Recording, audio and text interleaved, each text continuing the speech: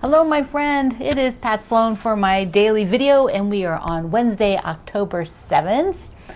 So the topic of the day is the organizing. We have organizing number 2 of 8 for the month of October, and today we're going to talk about this stuff, batting, particularly batting scraps or the extras, because most of the time when we cut the batting, there are going to be pieces. They might be small pieces, but generally they're a bit larger pieces, and we don't need to throw these away. Now, if they're just little pieces, chuck them, get rid of them. Don't store trash. Look at everything and say, am I storing trash or not? That's a whole nother topic. Okay, let's get back to this. So, batting, how do you handle those little parts? If you keep them tidy, like if you fold them up, they will be a lot smaller and take up less space and be able to stack neatly or go into bags neatly.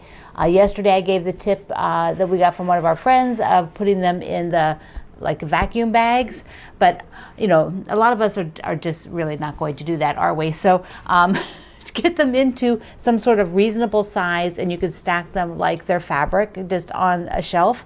But really the tiny ones, if you must save them, find somebody making dog beds, or you know, be sure that you just use them and you just don't have like totes of little pieces of batting.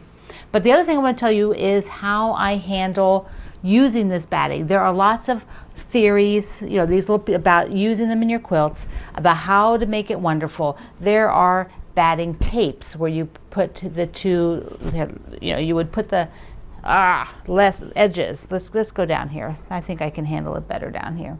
You would put the edges together, and then you know, if you were going to put edges together, you would have maybe some sort of batting tape that would, you know, fuse along here so that you could use it as one piece.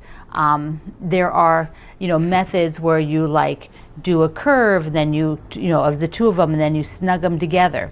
But let me just tell you what I do, because you know, I just want to use the batting. I do not use super thick batting. Once these two layers, if there is a tiny overlap to them, I'm trying to get it so that it looks like, all right, I need to cut a piece off of here. Hold on. Should I have done this first? Yes, but I'm not. So I'm going to get it cut real quick here, because this is going to be able to show it much easier. I thought, oh yeah, I can just use both sides. All right, here we go.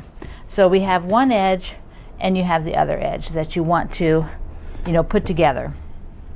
You know, a lot of people will trim this and maybe they'll zigzag them together. But honestly, if you do enough quilting, they are not going to come apart. They are not going to poke through. They are not going to even be noticed or seen. So my method is to overlap them. Now, you know, you could trim them, but honestly, I do not even trim them. Here's this cut edge that I just did with the little scissors, and it's a little jaggy. I don't care. I'm just going to overlap them a little bit, maybe 1/4 of an inch. And then when I baste, I make sure that this part is basted well. If I'm spray basting, it's going to be tacked down fine. If I'm pin basting, I make sure that I pin along this edge so that you don't just get something that flips over entirely like that and you're left with no batting. So I want to pin it. Once you quilt these two and you get layers and then you wash it, you won't even be able to find where that spot was. So I encourage you to just try it. Why not? It won't hurt you to try it, will it? Do it on a baby quilt like yesterday's quilts. Did you see all the baby quilts? Oh, they were so cute. Just darling, darling, darling quilts.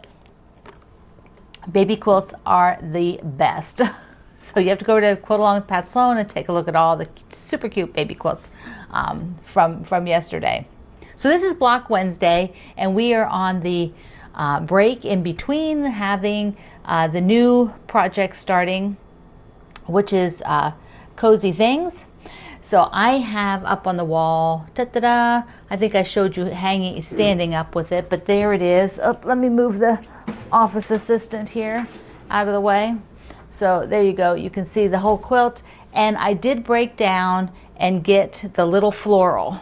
So this little navy floral, well, it's not real little, but that navy floral, I did break down and order some of that. Here, I'll I'll zoom in so you can see it. I think it's on that top block there. See that floral, the little one with the aqua? There, that one. I went ahead and ordered some of that one so I could do the binding, because I want to use the navy. And, you know, I decided I wanted to have it as the right color. I didn't want to have to mess around. I didn't have anything that was sort of the right color navy. Of course, some of you have a lot more fabric than I do. I don't really have that much fabric, but that's another talk. Okay, so we are going to be starting Cozy Things. I want to remind you that this time you can work with something bigger, but I am working with a layer cake, and this is the layer cake I'm using, Snow Sweet, which has such cute images. So definitely there's going to have to be some bigger spaces and a couple of the blocks to showcase these wonderful snow chefs. That's what they are.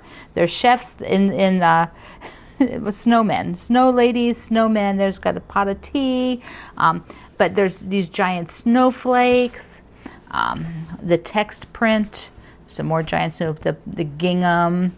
There's little food and houses. Let me get that piece out so you can see it. So these are so cute. So this will be my working bundle. I will have this. You know, this whole bundle, plus I have the extra fabrics that are over on the page that you can see. This, you know, I'm using the big vertical strips you see on the layout. This is what I'm using, is the red snowflakes, and I've got my background is this blossom. So this is just a little print that is in like rose gold. I ended up getting the rose gold one. Okay, so that is what will be coming up here in October very soon. Cozy Things. Each of the blocks will be talking about how to make our lives cozy, what is cozy to us, and then I will be challenging you, a challenge within a challenge, to put into action the things that make you cozy. So if you feel cozy, if you cuddle up with a quilt and a cup of, cocoa or tea or coffee and a good book, and you can just sit and have some private time like that to read, then we need to be sure that that's happening in your life. That's what the whole thing about cozy time is going to be, is looking at what makes us cozy and being sure that we add those things into our lives, because right now we all need those, and it's easy to forget. It's easy to let them go and not do them. And cozy doesn't have to be that sort of snuggly thing. Being cozy could just be being sure that you have fresh flowers. You like to have fresh flowers. That just makes you feel good. It makes you happy. My dad's wife is like that. When she has fresh flowers, they have fresh flowers often in their house, because that is what makes her super happy. So those are the things we're going to be talking about in Cozy Time. So I am super excited, because it's a personal venture for me, because I know there are things that I like to do that I have sort of let go and they haven't been happening. So I am going to be listing them and getting them back in. And we're also going to look at the Hygge books, and so I'll recommend some of those. And that is the Danish word for cozy, pretty much, and how they live their lives. So we'll sort of be talking about that a little bit. Yes. All right, Morrison Park Tour Day. We are just zipping along here, and I hope you loved Annie's project yesterday. Isn't that look great? I want one of those. They look so fabulous, those storage unit things to keep everything while you're working. Okay, so today we're on stop number 9, and we're going to see Melissa Corey, and she's of Happy Quilting. And Melissa, if you did the Splendid Sampler 1 with us, she was our first guest designer that did the one big heart and the small hearts, for big heart for her and her husband, small hearts for her children, and then she upsized and did a bigger version to give to, I think it was her mother-in-law, to signal all of the family members. And she had just a wonderful story to go with her block, her heart block. So that was Melissa, but Melissa also does tons of sew-alongs. She's often on the same ones that I'm on. She also does giveaways and writes on her blog regularly like I do. So you will love, if you've not met Melissa yet, you will have, really enjoy her work. If you like my work, you'll enjoy Melissa's work. We are buddies. We, when we're doing projects together, like with the Fat Quarter Shop, we'll be writing back and forth. She usually does the charity quilt along like I do, so we'll be chatting. So you want to go visit her and enter the giveaway, because we're still giving away. Every single stop has a giveaway, so you want to go back and check the other ones. And also for Morrison Park today, I want to show you the next fabric design and what I called it. So I'm showing you from now until the end each of the fabric designs, so you can sort of isolate and look at each design. So for Morrison Park, I did this stripe. It's a stripe and a dot combined. Actually, it reads as a dot, but when you look real close, there is this little line back behind there. So this is called a bench. This is the benches print, because every park has to have park benches. You need to have lovely park benches. The more beautiful, the better. I love those big park benches that look like butterflies. You know the ones I mean. They're just so spectacular. And it comes in 3 colorways: the blue, the medium blue, the green, and the red. So that is the print that is all about having benches in your park, because you got to have benches in your park, right? You can't have a park without a bench. All right, my friend. Thank you for, oh, wait, I forgot. I have been messing around with the cross stitch a little bit. I'll just show you. I started the E in Halloween, the Fright Night, the Mystery of the Fright Night. So this you can get now, and I started it. I had to put it in another hoop, a different hoop that I have. I have a whole bag of these somewhere.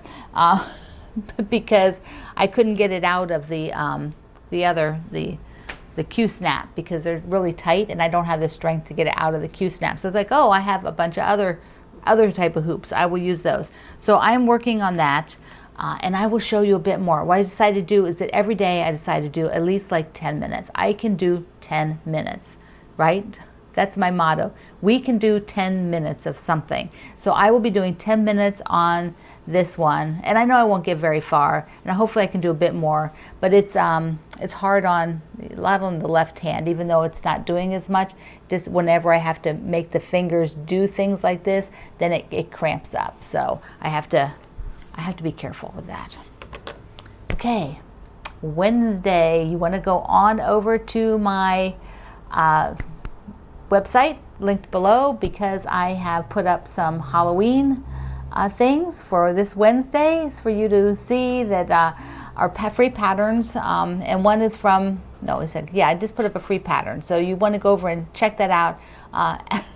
The reason why I'm not showing it to you is because as I am doing this video today, I have not written the blog post yet, so I don't know what I'm going to put up there till I get done with this and do it this afternoon. So links and everything are below. Thank you so much for being here and using them to support our small family business. Greg and I love you. Mwah. See you online.